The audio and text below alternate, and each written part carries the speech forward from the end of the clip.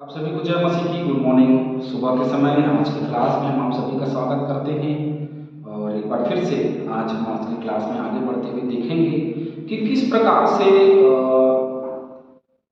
निर्गमन की किताब में जैसे परमेश्वर यहोवा ने कहा था ठीक वैसे ही मूसा ने कैसे बनवाया उसके विषय में आज हम चर्चा कर रहे हैं कि किस प्रकार से उसने आगे कार्यों को कराया। और हमने पहले निवास स्थान, संदूक और मेज इनके विषय में देखा और आज हम दीवट और धूप वेदी ये दो चीज़ें हैं उसके ऊपर में आज हम देखेंगे।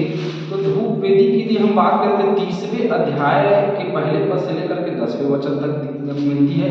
और यदि हम दीवट की बात करें तो वो हमको 27 अध्याय उसके 20 और 21 वचनों में हमको मिलती है। लेकिन दीवट में उतनी मतलब दीवट का जो उतना ज़्यादा गहरा नहीं था जितना यहाँ हमको अच्छे से देखने को मिल रहा है कि कैसे बनवाया गया। तो उसके विषय में आज हम चर्चा करेंगे। चैनल को लाइक करें, सब्सक्राइब करें, शेयर करें, बहुत ही लोगों तक पहुँचे। आइए हम आगे बढ़ते हैं। निर्गमन 37 अध्याय 17 वचन। फिर उसने चोखा सोना गढ़ के पाए और डंडी समेत दीवट को बनाया। उसके पुष्प कोष, गांठ और फूल सब एक ही टुकड़े के बने थे। ठीक है, चोखा सोना ये तो सही है, चलिए ठीक है, चोखा सोना चाहिए, ये तो हम मानते हैं। लेकिन उसके साथ ही साथ एक शर्त यह भी था कि वो एक ही टुकड़े का होना चाहिए, वो कई अलग अलग टुकड़ों के नहीं होने चाहिए। एक ही टुकड़े का, एक ही टुकड़े के सोने का वो पूरा बनाया हुआ होना चाहिए। और जैसे ही हम 18 वचन पढ़ते हैं, और दीवट से निकली हुई 6 डालियां बनी, तीनों डालियां उसके एक ओर से और 3 डालियां उसकी दूसरी ओर से। मतलब मान लीजिए ये है तो 3 डालियां इस ओर से निकलनी चाहिए ऐसे, और इस ओर से 3 डालियां ऐसे। तो इस प्रकार से वो बनाया जाना चाहिए। एक एक डाली में बादाम के फूल शरीक है। देखिए बादाम के फूल जैसा ही कुछ समथिंग, तो बादाम के फूल जैसे ही तीन पुष्प कोष जो है वो निकले होने चाहिए, और एक एक गांठ भी होने चाहिए, और एक एक फूल बना हो, एक एक फूल, एक एक पुष्प कोष। दीवट से निकली हुई उन 6 डालियों का यही आकार हुआ, जैसे उसने कहा था वैसे ही यहाँ पे बनाया गया, हम स्पष्ट देख रहे हैं। और दीवट की डंडी में बादाम के फूल के समान अपनी अपनी गांठ और फूल समेत 4 पुष्प कोष बने। देखिए दीवट की तो डंडी में बादाम के फूल के समान है ना, बादाम फूल नहीं परंतु बादाम के फूल के समान अपनी अपनी गांठ और फूल समेत 4 पुष्प कोष बने होने चाहिए। इस प्रकार से हम देख रहे हैं। और दीवट से निकली हुई 6 डालियों में से 2-2 डालियों के नीचे एक एक गांठ दीवट के साथ एक ही टुकड़े के बने होने चाहिए। अब कुछ लोगों ने कहा कि ये तो थोड़ा सा गहरा अध्ययन है, और ये गहरा अध्ययन है ठीक है, लेकिन हमने इसके विषय में देख लिया, ये भी ठीक है। लेकिन अब हमको एक बात बताइए, दीवट से निकली हुई 6 डालियों में से 2-2 डालियों के नीचे एक एक गांठ, आप ऑनलाइन में सर्च करिए, वहां पे आपको दिखेगा कि दीवट, मंदिर का जो दीवट है वो कैसे रहता है। आपने देखा वो दीपक जलते हुए देखा, ज्योति उसमें अलग अलग अलग अलग ज्योति चमकने के लिए बीच में वो बड़ा सा है, और किनारे में ऐसे ऐसे ऐसे करके देखिए, ऐसे ऐसे करके वो क्या रहता है, और छोटे छोटे दिए लगे रहते हैं। तो बस वैसे ही समझ लीजिए वही दीवट है, और कोई दीवट का आकार नहीं। तो वैसे ही 6-6 और निकले होने चाहिए, 3 और 3 6, और बीच करके 7 दीवट है जो जलने चाहिए इनमें, और पुष्प कुछ जैसे हो, और इन हर चीजों को देख रहे हैं। और उसने दीवट के 7 दीपक और गुल तराश और गुलदान चोखे सोने के बनाए। गुल तराश और गुलदान जैसे हमने पहले पढ़ा, गुल तराश और गुलदान क्या है, तो वैसे ही बनाया जाए जैसे वो पहले से ही था। निर्गमन 40:4 और 25 वचन इसके लिए पढ़ लीजिएगा, गुल तराश और गुलदान के लिए। उसने सारे सामान समेत दीवट को किक्कार भर सोने का बनाया। एक नाप है, किक्कार भर सोने का बनाया।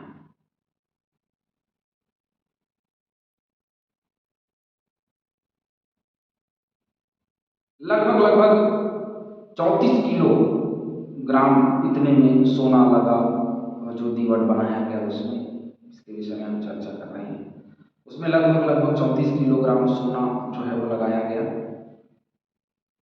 21 अर्थात लगभग 15 फुट।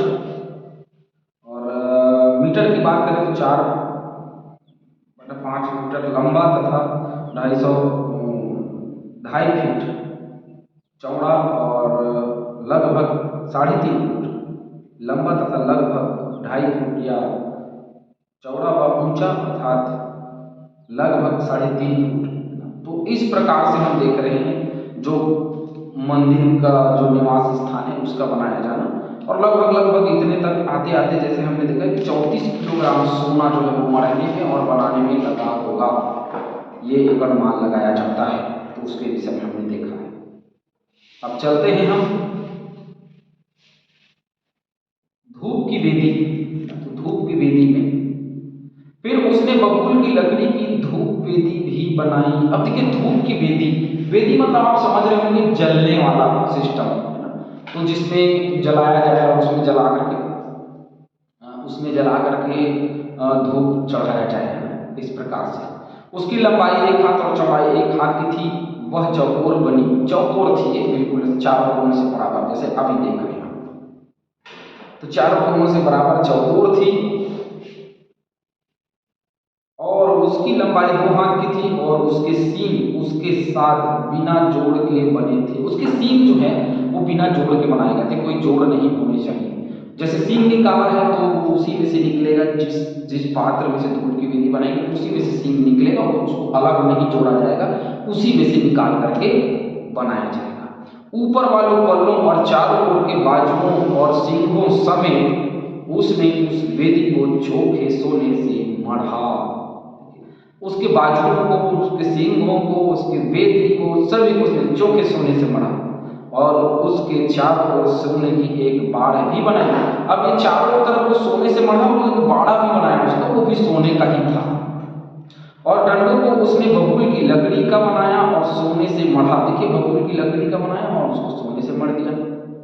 उसने अभिषेक का पवित्र तेल और सुगंध द्रव्य का धूप गंधी की रीति के अनुसार बनाया। अब उसी में क्योंकि अलग से दे नहीं सकते थे तो द्रव्य का जो सुगंधित द्रव्य बनाया जाना था उसका गंधी की रीति के अनुसार उसने बनाया है। तो जैसे हम देखेंगे, चलिए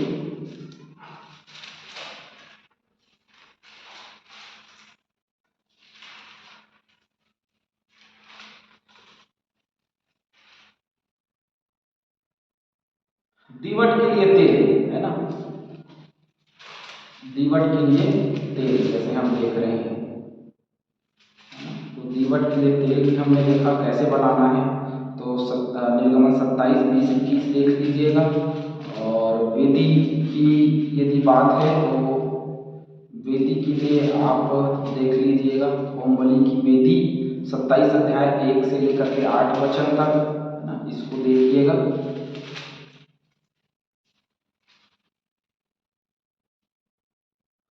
धूप जलाने की विधि, धूप जलाने की विधि 30 अध्याय 1 से लेकर के 10 वचन तक है ना। अभिषेक का तेल जो है वो 30 अध्याय 22 से लेकर के 33 तक है। सुगंधित द्रव्य जो है वो आपका 30 अध्याय 34 पद से लेकर के 38 पद के बीच में है ना। तो इसको आप अच्छे से देखिएगा। तो इस प्रकार से उसका बनाया जाना और वहाँ पे इस तरह सारी चीज़ें जो है वो कहाँ पे पाई जाती है हमने उसको देखा।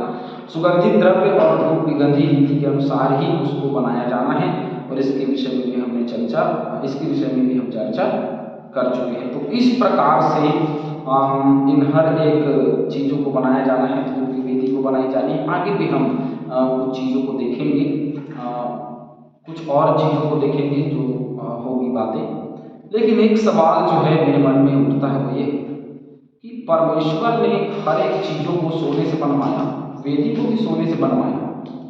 अब यदि वहाँ आग जलाई जाएगी तो सोना पिघल जाएगा, ये हमारा मानना है। हम ऐसे सोचते हैं कि भाई वो तो जल जाएगी ना, सोना जलेगी कि नहीं जलेगी, सब तो सहमत होंगे इस बात में, तो सोना जल जाएगी। लेकिन वहाँ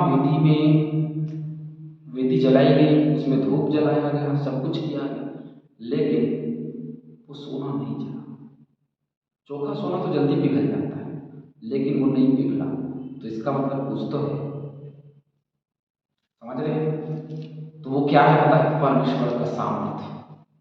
तो परमेश्वर का सामर्थ्य जहाँ काम करता है वहाँ किसी भी प्रकार से बोलते हैं ना, धूप जलाएगी नहीं। और जहाँ क्या होगा, जहाँ धूप नहीं लगेगी, जहाँ भूख नहीं लगेगी, सब आनंद ही आनंद होगा। तो ये परमेश्वर के लिए सब कुछ संभव है जो वो करता है, और कोई चीज़ असंभव नहीं है। और जो दीपक है, जो धूप की वेदी है, ये सारी चीज़ें वैसे ही बनाई गई जैसे मूसा को बताया गया था और उसने वैसा ही किया। तो ये परमेश्वर के लिए बड़ी जो योजना के साथ काम करना था, परमेश्वर के भवन को बनाना था, उसके विषय में हमने चर्चाएँ की हैं। और धूप की वेदी बनाई गई और उसमें जलाया भी गया बाद में, लेकिन सोना नहीं पिघला, इसलिए क्योंकि उसमें परमेश्वर की सामर्थ्य थी। प्रभु आप सभी को इस क्लास के बाद बहुत ऐसे आशीष दे।